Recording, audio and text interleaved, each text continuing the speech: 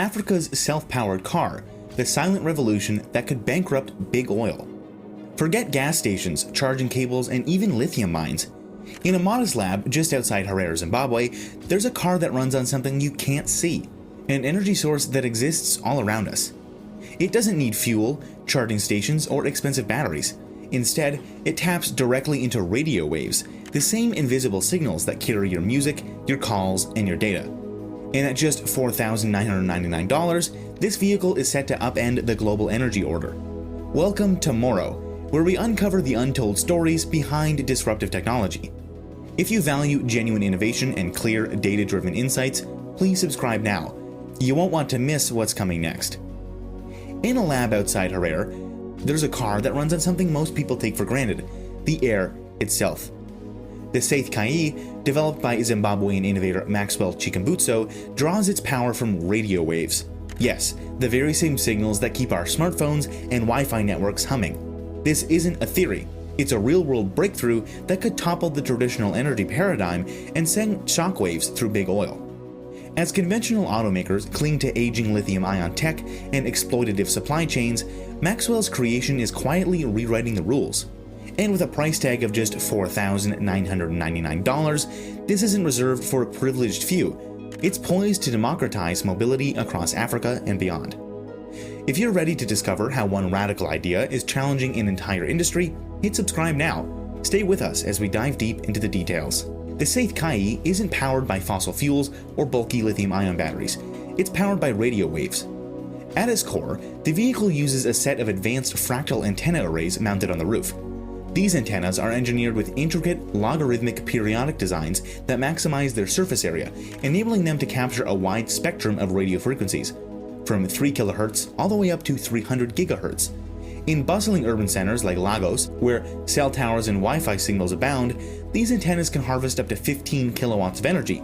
That's enough to keep the car running at a constant 80 kilometers an hour, even without a conventional power source. Once the antennas collect the raw RF energy, the next challenge is conversion. The Saith Kai employs a multi-stage Cockcroft-Walton voltage multiplier, an ingenious circuit originally developed in the 1930s to transform the weak, erratic AC signals into a steady 400-volt DC output. This converted energy is then stored in state-of-the-art graphene supercapacitors. Unlike traditional lithium-ion batteries, these supercapacitors can charge in mere minutes and are designed to last over 10,000 charge cycles without significant degradation, even under the brutal heat of the African sun. Another key innovation is the vehicle's regenerative braking system. When the Saith Kai slows down, its axial flux motors recover up to 63% of the kinetic energy, a figure that dwarfs the 32% recovery rate typically seen in conventional electric vehicles. This recaptured energy is fed back into the graphene supercapacitors, creating a self-replenishing power loop. In controlled tests by the Kenyan Energy Regulatory Commission in Mombasa, the car managed to travel 1,842 kilometers on what appeared to be an empty tank, running solely on harvested RF energy and the efficiency of regenerative braking. The entire system is designed for maximum efficiency and sustainability.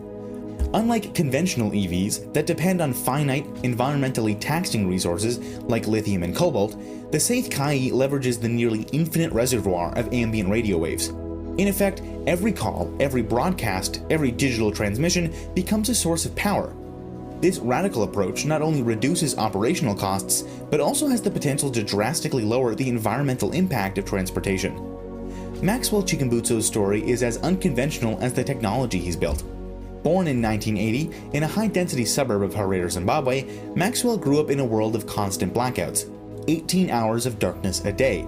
While others cursed the failing grid, young Maxwell saw opportunity in the persistent hum of his transistor radio. Even when the power was off, the radio kept playing. To him, those signals were proof that energy was still all around, waiting to be harnessed. Using scavenged parts from broken TVs and radios, Maxwell built his first crude RF harvester as a teenager. For 3 years, he managed to power his family's home using nothing but ambient energy. It was a simple yet powerful idea, a spark that would eventually ignite a revolution in how we think about power generation. But innovation comes at a steep price. In 2015, during a crucial investor meeting in the United States, Maxwell's business partner, Teddy D'Almeida, a dedicated Angolan engineer who had invested his life savings in the project, died under suspicious circumstances, with the official cause listed as undetermined organ failure. The loss was devastating. Then in 2021, an attempt on Maxwell's life came when someone laced his herbal tea with ethylene glycol, antifreeze. Maxwell survived the poisoning, though he suffered severe kidney damage, losing 70% of his function. These events, rather than breaking him, hardened his resolve. Maxwell continued to push forward, driven by a vision that transcended personal risk. Today, he open sources key aspects of his design, famously declaring, "If I die, the knowledge lives on." This is not just innovation, it's a fight for energy democracy. His perseverance eventually attracted global attention. In 2023, Maxwell secured a strategic partnership with SAIC Motors, one of China's largest automakers. By leveraging Zimbabwe's robust patent laws, Maxwell ensured his technology would be shielded from Western attempts to suppress it. This alliance is more than a business deal. It's a geopolitical chess move that positions African innovation at the forefront of a global energy revolution. If you're inspired by innovators who challenge the status quo, subscribe now. Here at Morrow, we bring you stories that reveal the true power of resilience and ingenuity. The financial implications of the Scythe Kai extend far beyond its technical marvels. Priced at just $4,999, this car costs less than many used vehicles, yet its operating costs are nearly revolutionary. In urban areas like Lagos, where the fractal antennas can pull in up to 15 kilowatts of power, the effective energy cost for an Uber driver in Nairobi is estimated to drop to a mere 0.3 cents per mile, compared to 18 cents per mile for conventional electric vehicles. For rideshare drivers and fleet operators, that's a reduction in operating expenses of over 98%, which could dramatically boost net income and transform livelihoods. A true free energy device that keeps batteries consistently charged. It took me several months to find him, but when I did, it blew my mind. I knew it would be complicated because these things always are. Going to Zimbabwe, the Ethiopian airline that we had tickets with had just had a major crash, and a cyclone had just ravaged the area, leaving hundreds dead. Well, we're sitting at a hotel in Harare, Zimbabwe this morning. We're here today to start the vetting process and find out, okay, what's real? Over 95% of the time, these things aren't what they claim to be. This time we took engineer Nils Rognerud to assist with the vetting. When Nils and I arrived and met Maxwell, I was very impressed with just what a gentle, true-seeming soul he was. And then the next morning, we went to see the device, and he gave us a full tour. I was practically ecstatic. It was such a beautiful, elegant device. What we're looking at is called the green power off-grid machine. It is 0.5 megawatts, and we are relying with the radio frequency. We harness a radio frequency converted into pure energy that is useful. It is called a microsonic energy device. A microsonic energy device, it is the generator in this machine. For people who are not familiar with this, 0.5 megawatt, how much will that power in terms of a house or a community or what? We're talking of about 300 standard house homes, Okay. that you can power with one machine. So there's no oil burning, there's no fires going on or anything, so where's the energy coming from? We're harnessing it straight away from the natural energy that God has just put in the earth, on our earth. Yeah, the radio frequency. So nothing unusual, but the main point is that a meter away there's no frequencies being transmitted from a microwave tower next to the park we're standing in. It's a poignant day for us here, and amidst the excitement of seeing this for the first time, a couple of strangers showed up on the site where we were being shown these devices, and Maxwell, the inventor, took us aside as soon as he could and said, "These guys are from the government," and I didn't know they were coming. Unfortunately, we're truly concerned about this gentleman, and we're just going to take every precaution that we can to keep ourselves safe, to keep him safe, and to keep this knowledge safe. The microphone we had on Maxwell picked up the conversation that he had with one of the officials. So we quickly got the tape translated and found out that the government official was promising Maxwell a power purchase agreement where the government would pay him for generating energy for the country. It was good corroboration that they believed he had what he claimed. Although Maxwell didn't trust him because the government had already put him in prison in an effort to steal his technology. The type of technology Maxwell Chikumbutso claims to be developing seems to be so dangerous that it has put his life at risk, making him to need more protection than anyone else. He claims that it's not about boasting, but if you see how groundbreaking his technology is, you will know why it's threatening to some companies. If you see my groundbreaking technologies, I'm not trying to boast, no, but our technology can work in anything. It can work in a car, it can work in a TV, it can work in a light bulb. So this is something that is threatening the whole energy sector. We are sort of like rewriting history. And vano controller that, no, you cannot do that. I've got a number of companies for the past week coming to me saying, no, sell this technology to us, just leave it. Until now. At the end of this video, we'll play one of Maxwell's interviews where he discusses these threats in depth in his own words. Maxwell himself has hinted in interviews that his life is in danger. And when you look at what such invention can do, it's easy to see why. His microsonic energy device promises free, unlimited energy, a technology that could topple big oil corporations, end the battery industry, and disrupt every form of energy production we rely on today. If successful, it would shift the balance of power, leaving Maxwell in control of the energy that runs everything for free. And that's something many powerful entities will not want to happen. This has led to serious consequences for Maxwell. He claims that while in the US, there was an attempt on his life that left him hospitalized. We were poisoned at that time. Dr. Teddy didn't make it. He died in January 2017. I survived by the grace of God. The incident impacted his health, resulting in the loss of one of his organs, but also led to the death of his main business partner. It doesn't stop there. Investors who supported Maxwell's work have also met tragic fates under mysterious circumstances. For example, Genius, who we have mentioned earlier, passed away in mysterious accident that was claimed to have been well orchestrated by unknown people. Partner would have been partner, the man who sponsored you, okay, the first one who gave you 120,000, okay, passed away through poisoning. And now Jinimbi dies just less than 3 years later. Sorry, Jinimbi died in 2020, isn't it? Yeah, so 2017, and then less than 3 years later, Jinimbi is your next financier, right? How much did Jinimbi give you, by the way? Sorry, if I may ask. My relationship with the Genius was, he was like my young brother, Genius. When I met him the first time, Saka. And are you aware, and what can you say to the reports suggesting that he was assassinated? That he was killed. I used assassinate there. It's an inappropriate term, but he was killed. That someone tampered with his car, and he was on target to be killed.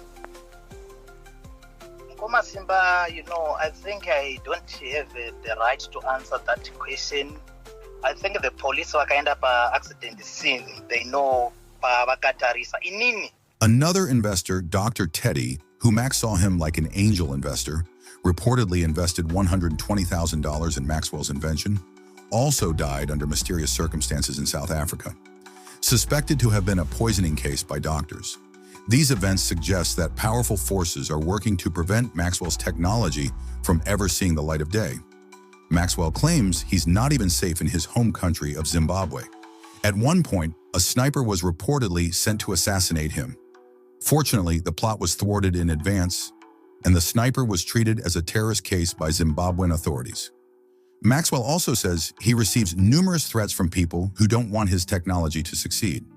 Some of these individuals allegedly try to buy his technology or force partnerships, but Maxwell has refused, knowing the stakes are too high. To protect himself, Maxwell lives in a location known only to a few close friends and colleagues. Yeah, I left Kwazana because I was staying with my mom, and I'm living somewhere. For some security reasons, I won't say it on air, but I will share with you even the video, the pictures at home, so that you can see where I am and the life that I live. You see, people, they think it could maybe Genius was giving me money or something like that. No. This secrecy points to a man living in constant fear for his life, aware that many powerful entities might be after him. We are going to play Maxwell's interviews where he discusses these threats in his own words. Some parts are in Shona, but in most cases, it's in English. Listen closely and decide for yourself. Is Maxwell's invention so revolutionary that it's worth killing for? Or is there more to the story? You know, I want to tell you something that happened last year. I was in hospital. I was dying to say. That's when I was poisoned. Someone, in some way, I won't give the name of the country, they sent a sniper to kill me. Information was received and was picked. We reported it to the police. The report was made to anti-terrorism as well. So I just wanted to point to you. But right now, I thank God, we are working on something for Zimbabwe. So a lot of things happened. Yeah, I think you are aware that I lost a business partner who was poisoned, and I was also a victim of poison. Like last year, it was a very terrible year for me. I lost a kidney due to poison. Oh no! So, the business partner you lost, is this the Angolan man who had given you some money? Yes. The Angolan man from South Africa. Yes, that's the man that we lost first. I think it was in January 2017. That's when he died. It was a very sad death, you know. So, because of those kind of things, I can't not delay a process because in me, I'm not a businessman, like I always tell people, but I'm a gifted person in the field of science to say. What I know best is scientific related things, not the business. So he was running the business and I was focusing on the technical side. But unfortunately, he left us. And at that time when he left, things were so bad. I went to Back Square Zero to say there was no one to stand with. And trying to think about that. Sorry, Mr. Chikanza, I'm trying to phone. I'm just cutting so that I can talk to you. Thank you. So I can go to break. Just bear with me. So because of that, Mr. Chikanza, you see, and I think I think I need to elaborate with why am I like quiet. Free energy, it is a very dangerous field to say, and we have seen it in the past. Pandaka approach one scientists in America, with one American scientist. Then there was another guy in Korea who did ICEF generator, a power generator using permanent magnetic motors. So that guy, he was found dead in his house in South Korea.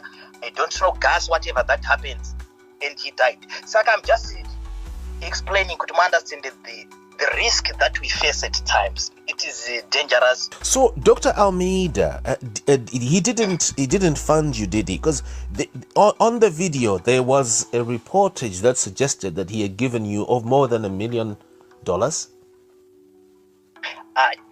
People, they can just talk, but that's the good thing what you're asking me. We cannot call it Dr. Teddy was a partner. I think he gave me some money. I think that time it was all in all, it was about 120,000. Then he said, Max, I want people who are serious. So 120,000 rands, you mean, yeah? 120,000 US dollars to buy my machines, yes. My rentals, I want to finance you from today. That's how I met Dr. Ted. So I think he was like an angel investor to say, I don't know. Inini ndazoona manje ndashanda na Dr. Ted, ndaona his heart later. But this man, he stood with me. Abatsira muriyangu andibatsira without even asking anything in return. Dr. Ted, do you mind to be the CEO of the company? Since magara mune business is. So I think I'm not going to run a change. You need to focus with the technical side. Then he agreed. That's how Dr. Ted and I began working together. And that's why he came, Patakaita, that open day, he was there as the CEO. That was my relationship with him. And you said he passed away in 2014 or 2016? 17. Oh, 2017. I see. I got misled by a post on his Twitter account that suggested that he was in hospital. Yes. And you had fallen out when? Sorry, before. How earlier? How far back? When I met Dr. Ted, it was in 2012, in around November. Was he not hurt that you pulled the plug on him suddenly, after investing $120,000 US? Mkoma Simba, Dr. Ted, when I told him that we cannot work together, that was in 2012. Ndokubva ndachitoshanda nawo until 2017 when he died. I was one of the few people vakapedzana nomwana hospital. I was in South Africa that time. Because of him, ndiyakanga atotora ati chiwa ugare kuno ku South Africa. So I was living in Hyde Park in a house that he was paying for me. That's the relationship. I never pulled a plug. He died. Right. Okay. I see. Okay. Sorry, I got confused there because I thought earlier on you had said that okay. you had a fallout about shares. Okay. Yeah, so that was the first time, the introductory meeting that we had. Okay. And then later on he died. Yes, he died in 2017. We were in the United States of America together. Then his health was not okay. But I know I need to go back to South Africa because that's where his family was. He flew back to Takatozokatese. He never Zimbabwe, South Africa. And in hospital. And you feel it was poison. You feel he was poisoned. The doctors confirmed that it was poison. And do you think that was connected to you? It was because of you, was because of your work that he was poisoned, or it was something else? I don't want to comment on that, Mkoma Simba, because I don't have information akanyanya. What we know, according to the doctors, they said he was poisoned. And knowing our work like Inini, the same thing happened to me. Few years later, I was also poisoned. So, is it a coincidence? Is it someone who wants us to die? Because the field they are is dangerous. I receive threats almost every day. Ndinopwanyirwa mumba. Wona mbiwe kana chinhu chechitsvagwa madocuments. Saka those kind of things zvinokupa suspicion yekuti there's a day incident yakaitika. Ndakapwanyirwa ndaibva kuAmerica. So I think I was trailed from airport. Ndangosvika mba, I was tired, jet lag. Ndobva ndatenga Henrari and ndandatenga iPhone. I think I got iPhone X ndopa yakapinda. Ndandaitenga kuDubai. Iri nyowani yanga iri pacouch. Munhu akapinda mumba akatoibata mafingerprints akatosara atoripo ipapo. Haana kuitora. But ndaitsvaga madocuments. But akatozoona kuti pamapindwa nemunhu, he was very close to the wardrobe. Hamuna kumbopiwa kana anything else. Saka you see, those are some of the things that we go through and zvinotityisa kuti chii chine chichimbonyaurwiswa. Our technology can work in anything. It can work in a car. It can work in a TV. It can work in a light bulb. So this is something that is threatening the whole energy sector. We are sort of like rewriting history. And vano control vacho. No, you cannot do that. I've got a number of companies for the past week coming to me saying, no, sell this technology to us. Just leave it. Until now,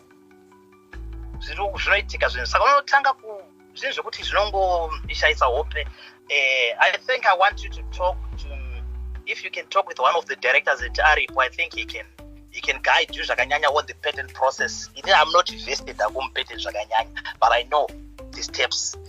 I do have a team of contributors who are on Zimai who have registered patents. And would you be interested if I could link you up with some of them, sure, and they could, would you be interested in, because they can easily, sure. One of them here, I can actually give you his name, and we were actually talking just yesterday, and he was showing me his own patents that he has registered, and US based as well, very, and so, and are you aware, and what can you say to the reports suggesting that he was assassinated, that he was killed? I used assassinate there, it's an inappropriate term, but he was killed, that someone tampered with his car and he was on target to be killed. Nkoma Simba, I think I don't have the right to answer that question. I think the police wakaenda pa accident scene, they know pa vakatarisa. Inini, what I can tell you is when Genius died, ndakasvika ipapo I think it was around 8, 9 o'clock in the morning. Ndatofonerwawo. I had the call with the Genius. We were doing a Zoom meeting with a lot of people. Genius, I want you to be part of this Zoom meeting because it was international. Genius ndobva nditi murungu aiwanzonditi murungu zvikanzi murungu handisi kuda kuti ndipinde meeting yenyu ndamboenda kuparty nhasi ndinokuenda kudreams. Ndakati alright ndozokupa feedback yekuti meeting yapera sei. We had a meeting, a Zoom meeting. Then ndobva ndatotaura naye kumanheru ikoko ndakati Genius, meeting it was amazing, but let's meet on mangwana. It was Sunday, it was Saturday. Ndakati let's meet Sunday ndokutaura kuti yafamba sei. Zvikana Genius Sunday amumbondiona murungu ndakadzakwa mutozotsvaka musemani. Ndakati alright Monday ndoyako. So it was in the morning. I was scheduled kuenda kumasvingo kunotora mwana wechikoro Kyle.